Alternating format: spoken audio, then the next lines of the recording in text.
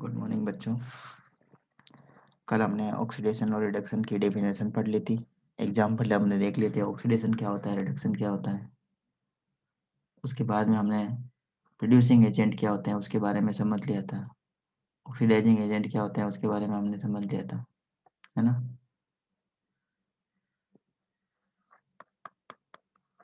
Oxidation के बारे में हमने समझा था, रिडक्शन के बारे में हमने पढ़ लिया था। Then what are the oxidising agent, इसके बारे में पढ़ लिया था।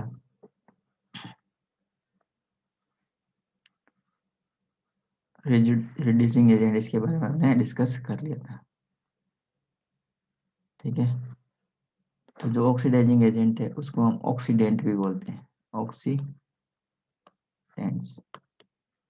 रिडक्टेंस, तो ये नाम भी है इनके। तो ये नाम अगर कभी आ जाए तो आप लोगों को कंफ्यूजन नहीं होना चाहिए। ऑक्सीडाइजिंग एजेंट मतलब ऑक्सीडेंट है, रिड्यूसिंग एजेंट का मतलब रिडक्टेंस है। ठीक है, ऑक्सीडेशन और रिडक्शन हम पढ़ रहे हैं। तो कल हमने क्लासिकल डेफिनेशन पढ़ ली थी ऑक्सीडेशन और रिडक्शन की। Classical definition of oxidation and reduction, तो इसमें हमने पढ़ा था कि अगर कोई भी सब्सटेंस ऑक्सीजन ऐड करता है तो उसका ऑक्सीडेशन होता है। ठीक है, या तो ऑक्सीजन से रेड करेगा तो ऑक्सीडेशन होगा, या फिर हाइड्रोजन क्या होगी, रिमूव होगी तो ऑक्सीडेशन हो जाएगा। ठीक है, और हमने क्या देखा था, अगर कोई इलेक्ट्रोनेगेटिव एलिमेंट ऐड होता है ऑक्सीडेशन होगा, अगर इलेक्ट्रोपॉजिटिव एलिमेंट रिमूव होता है ऑक्सीडेशन होगा। रिडक्शन में हमने पढ़ा था, अगर हाइड्रोजन ऐड होती है ऑक्सीडेशन रिडक्शन होगा, ऑक्सीजन रिमूव होती है और रिडक्शन होगा। इलेक्ट्रोपॉजिटिव एलिमेंट अगर ऐड होता है किसी सब्सटेंस में तो रिडक्शन होगा, और अगर इलेक्ट्रोनेगेटिव एलिमेंट रिमूव होता है किसी सब्सटेंस से, इलेक्ट्रोनेगेटिव, तो उसे हम बोलते हैं रिडक्शन। ठीक है, उसके बाद में हमने ऑक्सीडाइजिंग एजेंट के बारे में पढ़ा था। ऑक्सीडाइजिंग एजेंट, तो ऑक्सीडाइजिंग एजेंट क्या होते हैं, those type of substance which provide oxygen, which provide oxygen, जो ऑक्सीजन को प्रोवाइड करते हैं या जो ऑक्सीजन की सप्लाई करते हैं ना, ऑक्सीजन सप्लायर्स जो होते हैं, जिनके पास में ऑक्सीजन का बहुत ज़्यादा स्टॉक होता है, तो वही तो ऑक्सीजन की सप्लाई करेंगे, और जो ऑक्सीजन की सप्लाई करेंगे उन्हीं को हम बोलेंगे ऑक्सीडाइजिंग एजेंट। कल हमने ऑक्सीडाइजिंग एजेंट के बारे में डिस्कस किया था, HNO3, कंसनट्रेट HNO3 के बारे में हमने कल बताया था कि ऑक्सीडाइजिंग एजेंट है। H2O2 हाइड्रोजन पेरोक्साइड है ये। फिर हमने पढ़ा था KMnO4, ये भी ऑक्सीडाइजिंग एजेंट है। ये हम एसिडिक में भी ले सकते हैं, बेसिक मीडियम में ले सकते हैं। KMnO4 पोटेशियम परमैंगनेट बोलते हैं इसको। फिर हमने पढ़ा था K2Cr2O7 पोटेशियम डाइक्रोमेट, ये भी ऑक्सीडाइजिंग एजेंट है। तो कुछ ऑक्सीडाइजिंग एजेंट के हमने एग्जांपल्स भी कल देखे थे। तो जो ऑक्सीडाइजिंग एजेंट होते हैं वो ऑक्सीजन की सप्लाई करते हैं। जो ऑक्सीडाइजिंग एजेंट होते हैं उनका खुद का क्या होता है, उनका खुद का रिडक्शन होता है, उनका खुद का क्या होता है, रिडक्शन, और सामने वाले को क्या करवा देते हैं, ऑक्सीडाइज करवा देते हैं। ये कंसेप्ट आपको पता होना चाहिए। ठीक है, जो ऑक्सीडाइजिंग एजेंट होते हैं ना, उसका खुद का क्या होता है, रिडक्शन, उसका खुद का हो जाएगा रिडक्शन, और सामने वाले का क्या करवा देगा, वो ऑक्सीडेशन करवाता है। इसी टाइप से रिड्यूसिंग एजेंट, रिड्यूसिंग एजेंट, तो रिड्यूसिंग एजेंट क्या होते हैं, ऐसे सब्सटेंस जो क्या करते हैं, हाइड्रोजन सप्लाई करने का काम करते हैं, जो क्या करेंगे, हाइड्रोजन सप्लाई करने का काम करते हैं। जो हाइड्रोजन सप्लायर होते हैं उन्हें हम बोलते हैं रिड्यूसिंग एजेंट। और जो रिड्यूसिंग एजेंट होते हैं ना, उनका खुद का क्या होता है बेटा, उनका खुद का ऑक्सीडेशन होता है। क्या होता है, उनका खुद का ऑक्सीडेशन होता है, मतलब खुद ऑक्सीडाइज हो जाएंगे, और सामने वाला जो भी सब्सटेंस है जिससे वो रिएक्ट करेंगे उसका क्या करा देंगे, उसको रिड्यूस करवा देंगे, उसको हाइड्रोजन दे देंगे, और खुद का क्या करवा लेंगे, वो ऑक्सीडेशन करा लेंगे। सामने वाला मतलब जो भी सब्सटेंस जिससे वो रिएक्ट करेंगे उसका क्या कर देंगे, रिडक्शन कर देंगे। ये कंसेप्ट आपको क्लियर होने चाहिए। फिर हमने ऑक्सीडेशन और रिडक्शन रिएक्शन की जो भी रिएक्शंस होती है, ऑक्सीडेशन और रिडक्शन रिएक्शन, उसकी इलेक्ट्रॉनिक कंसेप्ट के बारे में भी हमने पढ़ा था। तो किस बेसिस पे हम इसको डिफाइन करते हैं ऑक्सीडेशन एंड रिडक्शन रिएक्शन को। तो कल हमने बताया था कि जो ऑक्सीडेशन रिएक्शन है ना, ऑक्सीडेशन रिएक्शन, उसमें अगर कोई भी एलिमेंट या आयन क्या करता है, इलेक्ट्रॉन डोनेट करता है। अगर इलेक्ट्रॉन डोनेट करता है, कोई भी एलिमेंट या आयन इलेक्ट्रॉन डोनेट करता है, तो क्या होगा, ऑक्सीडेशन होता है। क्या होता है, ऑक्सीडेशन होता है। कल हमने बताया था। और एक और ट्रिक याद रखनी है, अगर पॉजिटिव ऑक्सीडेशन स्टेट इंक्रीज होता है, पॉजिटिव ऑक्सीडेशन स्टेट या ऑक्सीडेशन नंबर इंक्रीज होता है, देन ऑक्सीडेशन टेक प्लेस। क्या होगा, ऑक्सीडेशन होगा। कल मैंने बताया था आपको, ये Fe+2 है, अगर एक इलेक्ट्रॉन को रिमूव कर दे, एक इलेक्ट्रॉन को और डोनेट कर दे, तो ये बन जाएगा Fe+3। इसका मतलब देखो, पॉजिटिव ऑक्सीडेशन नंबर बढ़ रहा है ना, +2 से कितना आ गया, ये +3 हो गया। तो पॉजिटिव ऑक्सीडेशन नंबर बढ़ रहा है, मतलब इसका क्या हो गया, ऑक्सीडेशन हो गया। कॉपर है, अगर एक इलेक्ट्रॉन डोनेट करता है तो Cu+ में कन्वर्ट होगा। ये कॉपर Cu+ है, ये अगर एक इलेक्ट्रॉन और डोनेट कर देता है तो ये बन जाएगा Cu+2 में। इसका यहाँ पे क्या हो गया, ऑक्सीडेशन, यहाँ पे और क्या हो गया, ऑक्सीडेशन हो गया। तो इस टाइप से हम ऑक्सीडेशन को डिफाइन करते हैं। कल हमने ये कंप्लीट कंसेप्ट समझा दिया था। उसके बाद की बात आती है रिडक्शन की। तो रिडक्शन इसका जस्ट ऑपोजिट है बेटा। तो रिडक्शन में हमने पढ़ा था कि अगर कोई भी एटम, मतलब कोई भी एलिमेंट का एटम या फिर आयन, आयन वो केटायन हो सकता है या फिर वो एनायन हो सकता है, अगर क्या करे, वो इलेक्ट्रॉन एक्सेप्ट करे, क्या करे, अगर इलेक्ट्रॉन एक्सेप्ट करे तो क्या हो जाएगा, रिडक्शन होगा।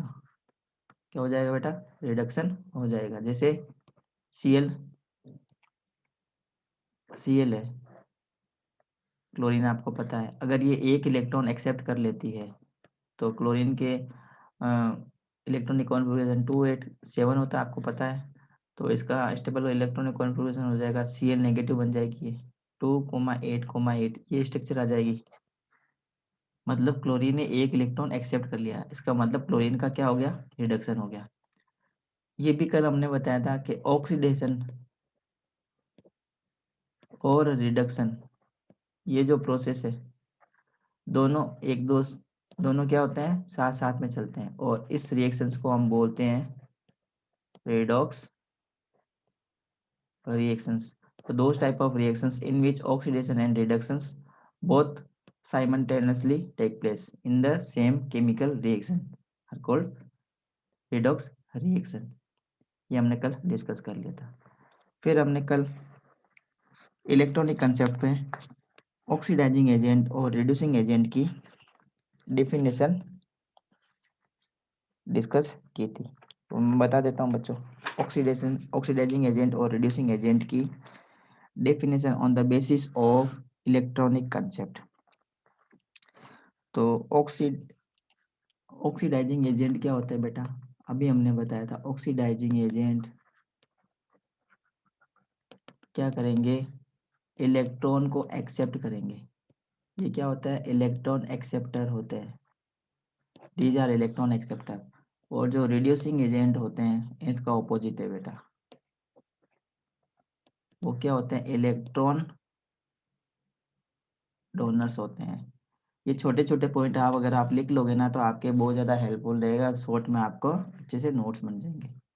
ऑक्सीडाइजिंग एजेंट क्या करते हैं, इलेक्ट्रॉन को एक्सेप्ट करते हैं, इलेक्ट्रॉन एक्सेप्टर होते हैं। जो ऑक्सीडाइजिंग एजेंट होते हैं ना, उनका खुद का क्या होता है, इनमें खुद का क्या हो जाता है, इनका खुद का तो होता है रिडक्शन, इनका खुद का हो जाता है रिडक्शन। और जिस एलिमेंट से या जिस कंपाउंड से ये रिएक्ट करते हैं, उसका क्या करवा देते हैं, ऑक्सीडेशन करवा देते हैं।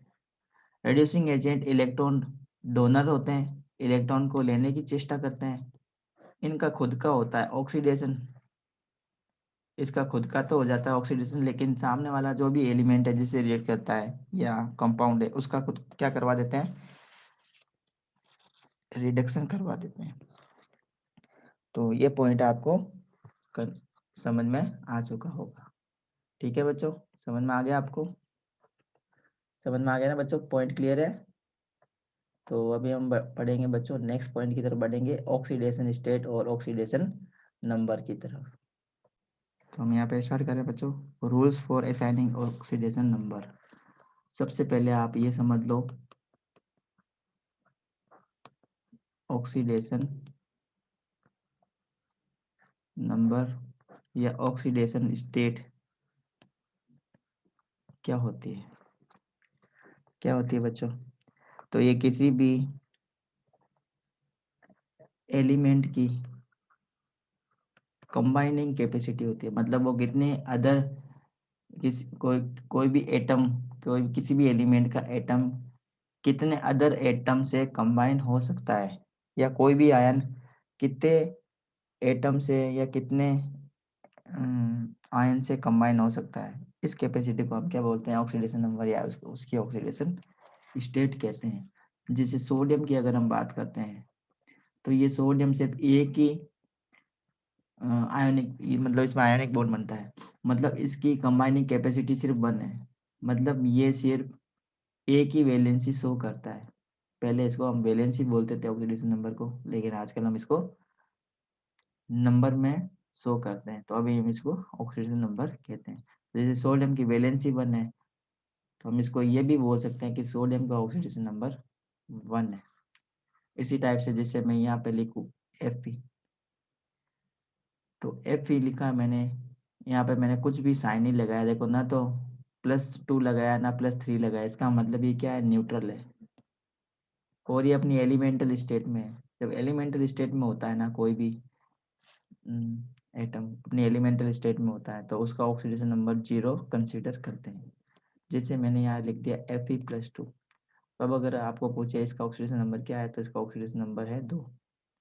यहाँ लिखा Fe+3, आपको इसका ऑक्सीडेशन नंबर पूछे क्या है, तो इसका ऑक्सीडेशन नंबर हो जाएगा 3। यहाँ पे अगर आपको पूछे ये आयन दे दिया कार्बोनेट, इसका ऑक्सीडेशन नंबर बताइए, तो इसका ऑक्सीडेशन नंबर होगा 2। ठीक है, तो ये जो नंबर लिखे हुए होते हैं ना ऊपर स्क्वायर के, ये पावर के फॉर्म में, इसे ही हम क्या बोलेंगे बच्चों, ऑक्सीडेशन नंबर या इसका ऑक्सीडेशन स्टेट कहेंगे।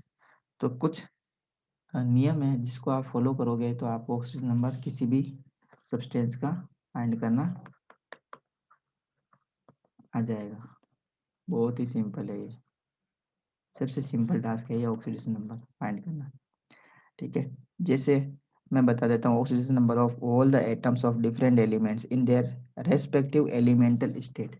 अगर कोई भी एटम, अगर कोई भी एटम अपनी एलिमेंटल स्टेट में है, एलिमेंटल स्टेट में, एलिमेंटल स्टेट का मतलब होता है जिस फॉर्म में वो मिलता है उसे हम क्या बोलते हैं, एलिमेंटल स्टेट। क्या कहते हैं उसे हम, एलिमेंटल स्टेट। जैसे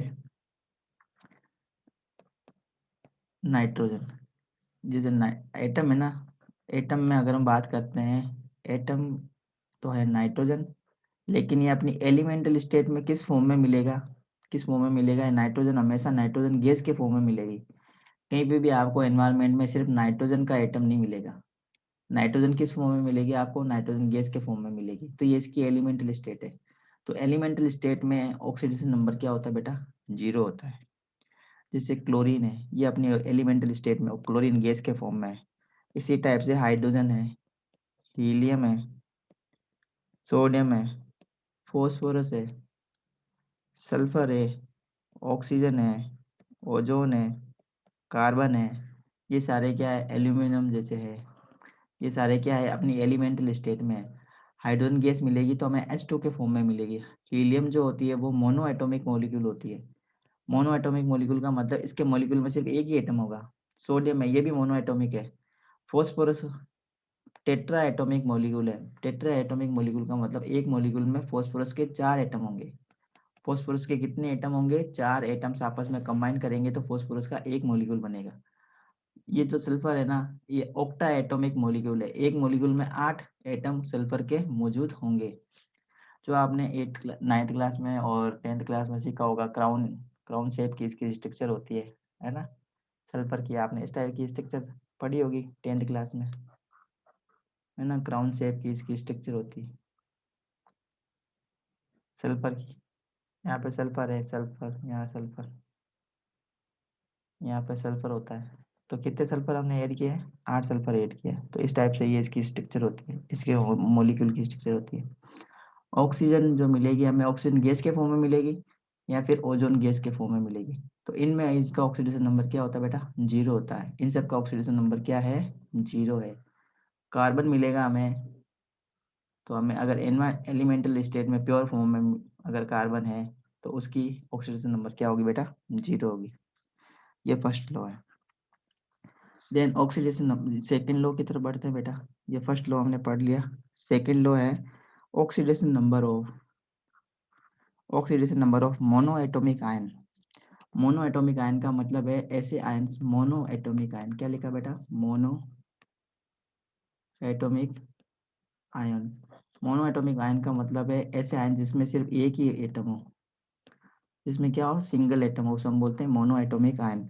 जैसे लिखा हमने sodium plus, mono atomic ion है। Cl नेगेटिव, ये क्या है? मोनो एटॉमिक आयन है। ये सल्फर मैंने लिखा, ये मोनो एटॉमिक है। एटम एक ही है लेकिन इसका जो ऑक्सीडेशन नंबर है ना वो 2 है, ये ध्यान रखना है। चार्ज इस पे -2 है, इस पे चार्ज प्लस का है, इस पे चार्ज माइनस का है। ये मैंने लिखा नाइट्रोजन के ऊपर ये 3 माइनस लगा दिया, ये नाइट्राइट हो गया है। तो इनका जो ऑक्सीडेशन नंबर माना जाएगा ना, वो क्या माना जाएगा? इसका तो हो गया बेटा 1, इसका मानेंगे 2 और इसका मान लेंगे 3। ठीक है। फिर ऑक्सीडेशन नंबर ऑफ हाइड्रोजन। तो हाइड्रोजन का ऑक्सीडेशन नंबर 1 होता है। हाइड्रोजन अगर कंबाइंड फॉर्म में है, ठीक है, तो उसका ऑक्सीडेशन नंबर हम मानेंगे प्लस का 1।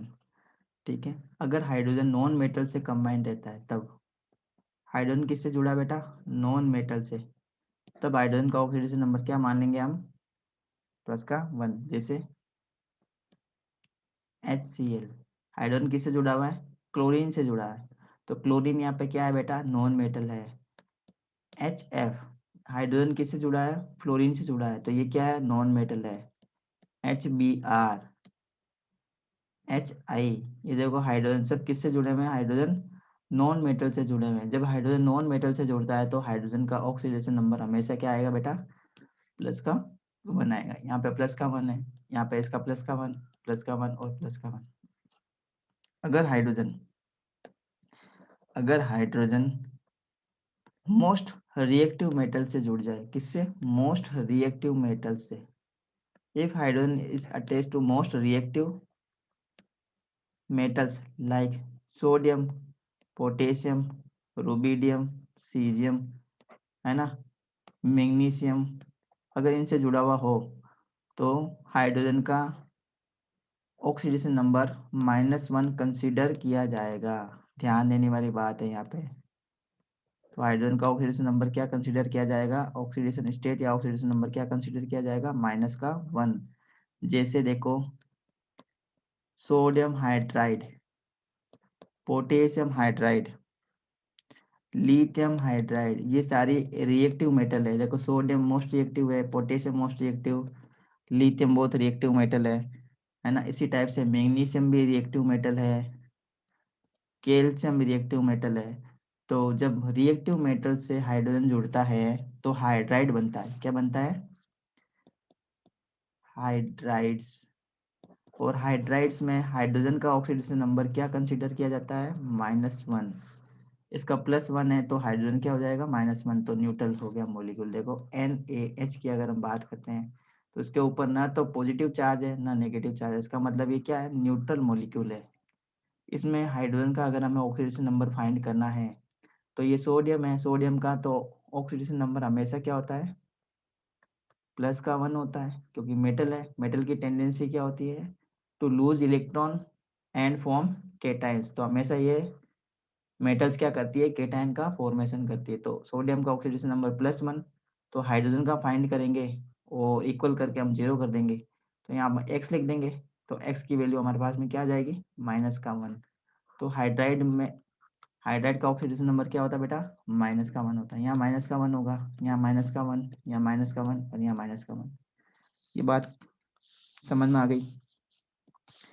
अब हम मोस्ट एक इम्पोर्टेंट बात पढ़ लेते हैं बच्चों, कि जो ऑक्सीजन है ना, ऑक्सीजन का ऑक्सीडेशन नंबर हम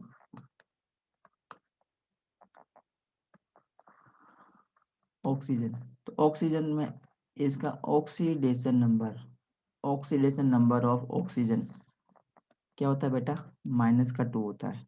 ये 99% केसेस में ये ही एप्लीकेबल होता है कि ऑक्सीजन का ऑक्सीडेशन नंबर हमें क्या कंसीडर करना है, -2 ही कंसीडर करना है।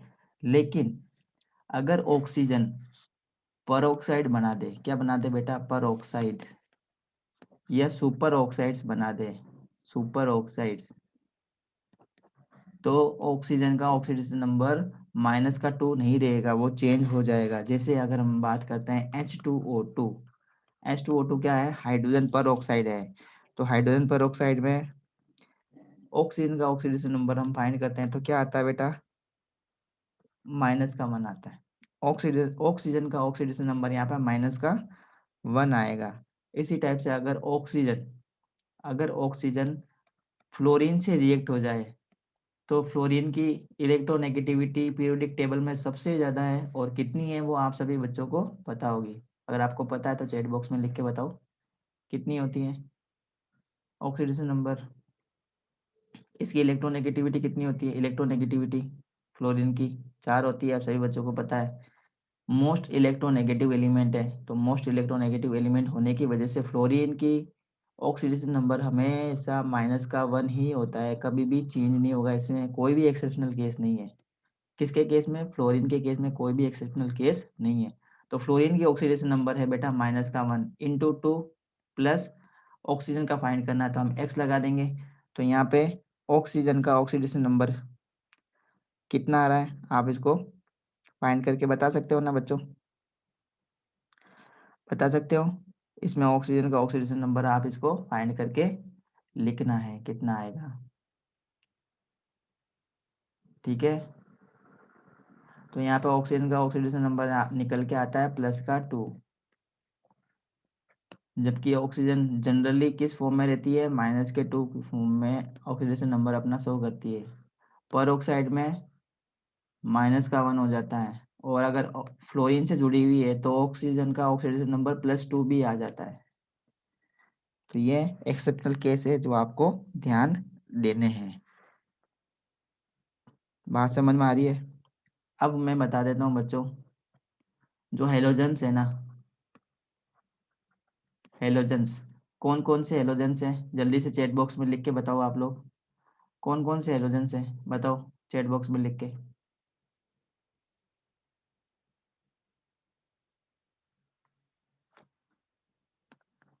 फ्लोरीन, क्लोरीन, ब्रोमीन, आयोडीन, ये सारे हेलोजेंस है। तो हेलोजेंस में आपको ध्यान देना है बेटा कि जो फ्लोरीन है ना, हाँ ग्रुप 17, वेरी गुड। तो जो फ्लोरीन है बेटा, फ्लोरीन, इसका ऑक्सीडेशन नंबर हमेशा फिक्स है, जो कि है -1। क्लोरीन, ब्रोमीन और आयोडीन, इनका ऑक्सीडेशन नंबर भी -1 होता है। लेकिन इंटर हेलोजन कंपाउंड में, इंटर हेलोजन कंपाउंड का मतलब होता है ऐसे कंपाउंड जिसमें दोनों एटम्स किसके हो, हेलोजन के हो, उसे हम बोलते हैं इंटर हेलोजन कंपाउंड।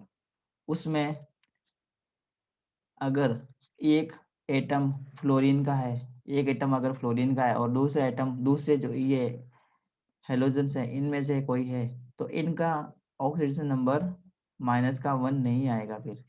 जैसे एग्जांपल दे रहा हूँ बच्चों, ध्यान से देखेंगे, IF7,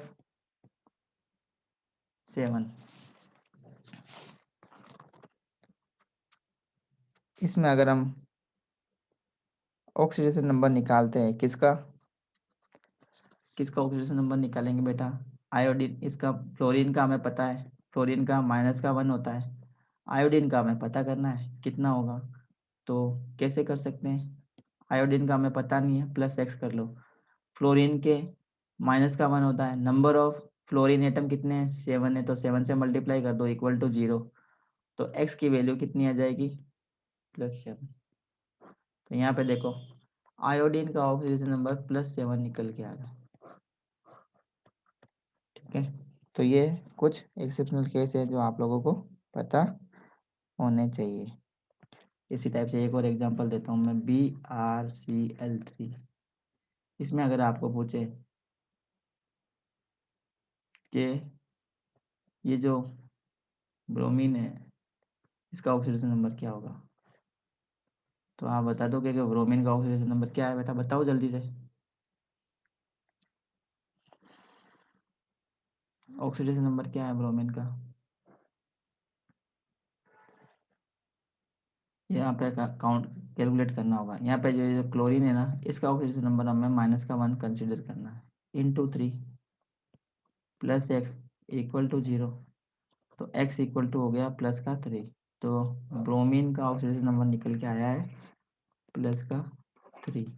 जो भी मोस्ट इलेक्ट्रोनेगेटिव होता है, जैसे अगर हम फ्लोरीन से क्लोरीन की तरफ बढ़ते हैं तो इनकी इलेक्ट्रोनेगेटिविटी भी डिक्रीज होती है when we come up to down in a particular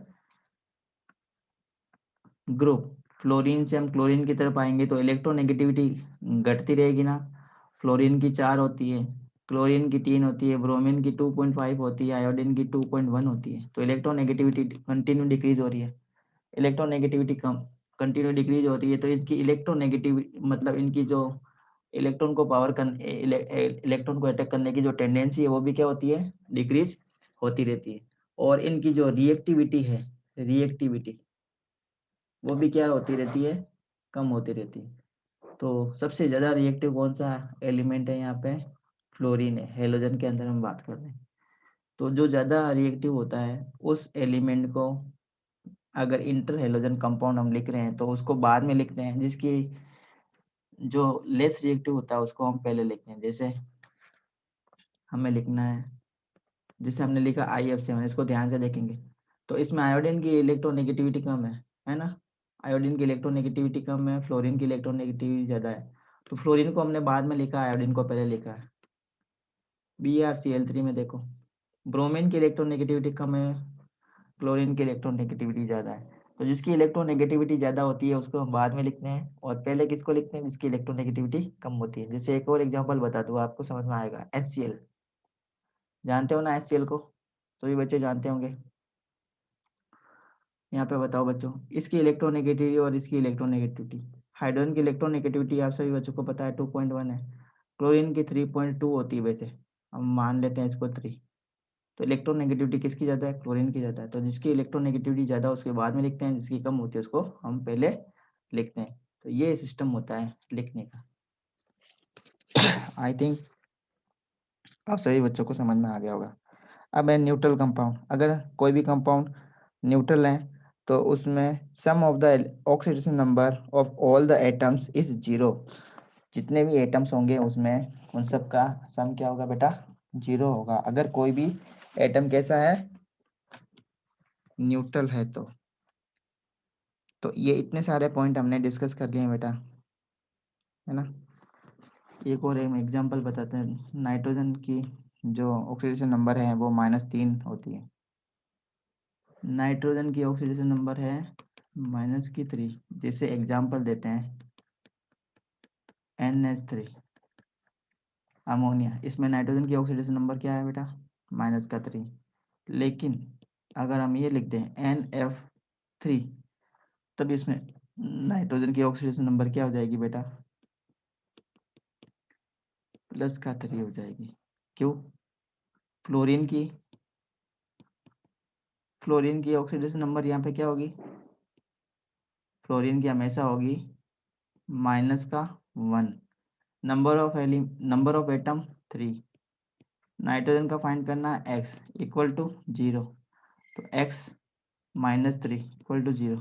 x equal to क्या हो गया? +3। तो यहाँ पे नाइट्रोजन की ऑक्सीडेशन नंबर कितनी आ रही है? कितनी आ रही है नाइट्रोजन की ऑक्सीडेशन नंबर? +3 आएगी। समझ में आई आपको बात? तो ये बातें अगर आपको समझ में आ गई तो आप आराम से ऑक्सीडेशन नंबर फाइंड कर सकते हो डिफरेंट डिफरेंट एलिमेंट का। ये इतनी बातें आप लोगों को समझ में आनी बहुत ज़्यादा ज़रूरी है। चैट बॉक्स में लिख के बताओ जल्दी से इसकी ऑक्सीडेशन नंबर क्या आएगी, कैसे हम फाइंड करेंगे, कैसे हम ऑक्सीडेशन नंबर फाइंड करेंगे, जल्दी से बताओ। 8 नहीं आएगी, अच्छे से देखो।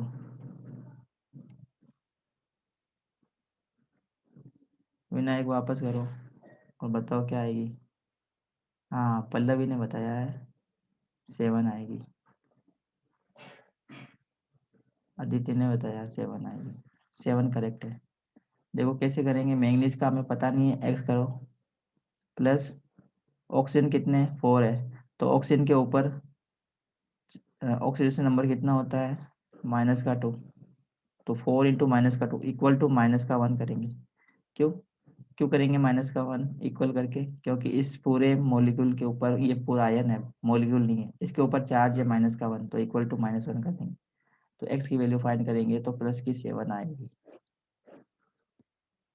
ठीक है।